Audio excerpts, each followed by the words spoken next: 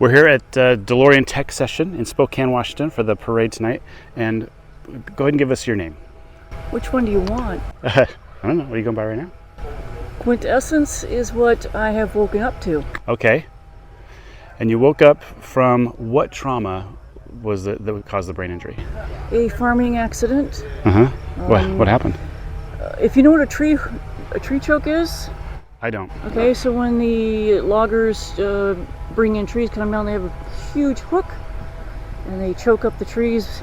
And I was hauling choked trees to the fire, clearing the property. The choke slipped, and Did you get hit by a tree then? Is that what it was? no, I got hit by the hook. Oh, wow. The cable came around my arm. The tractor did not have a dead man switch wrapped around the axle and pulled me right to the tractor tire before it stopped. Okay. And then you were unconscious at that point? I was. And when you woke up, what was different? My daughter and Craig had already put me in the house. They didn't know what to do, so they did nothing. Mm-hmm. So you just wake up and you go, where am I? Who am I? And with being unconscious and having obviously a concussion, traumatic brain injury, then what were some of the things you noticed in the weeks and months to come? Couldn't speak, couldn't read. Wow. Read, write, or speak was impossible. No kidding. When did this happen? What year was this? 8 years ago.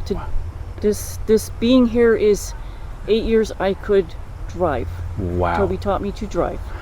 So how long were you out of it? Family dysfunctional, everything? Still am. So did it cost you your job? Yes. Okay. And so then how did you come across Toby and the DeLorean family? When I woke up, I got a piece of paper and I scrawled a huge math problem. And I took it to my daughter. And I said, you finish. She's in college. She goes, Mom, I can't. This is advanced astrophysics. Wow. And so she contacted Toby and said, please. My mom said 2 words, you finish and DeLorean. And she says, we got nothing. Huh. So they found him and he agreed to talk to me. I couldn't say a word. He's like, kind of weird person. Really? Wow. So you still couldn't speak. No. You introduced to Toby, Yeah. and where to go from there? That's when we figured out, because with his generosity and kindness, we looked at all the cars. I still said nothing. Just kind of. And he goes, just before we're leaving, because nothing seemed to be doing anything. He goes, would you like to have a car wake up? Would you like to hear her wake up for the first time? I was like, I guess. And it actually was Gary's car. Okay. Gary's car was, and he said, this car was caught in a fire and she died. Oh, wow. Okay. And when he kicked over that Stage II, it struck just like lightning. So the sound and vibration of a Stage II DeLorean motor triggered something in you. Just sent me to my knees in tears, and he's like, oh my God. Oh. So he gives me a Hot Wheel, you know, because a man doesn't know what to do with a crying woman. And after that, Liz called the next day and said, can you have her come back?